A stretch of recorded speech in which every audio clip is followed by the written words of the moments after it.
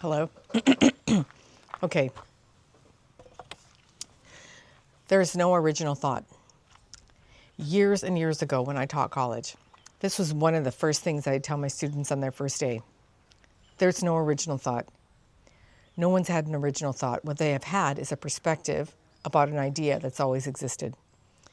And that idea that's always existed comes into their focus at the time of consciousness awareness of that idea. But it's always existing.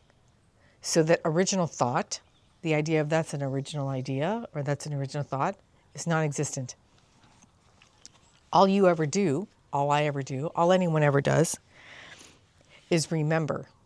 We remember an idea or a thought that has always existed. We are just only now vibrating at a frequency that we can understand or that we can see, perceive that thought. So there's no original thought. You're never original, which is great. It's such a relief not to be me.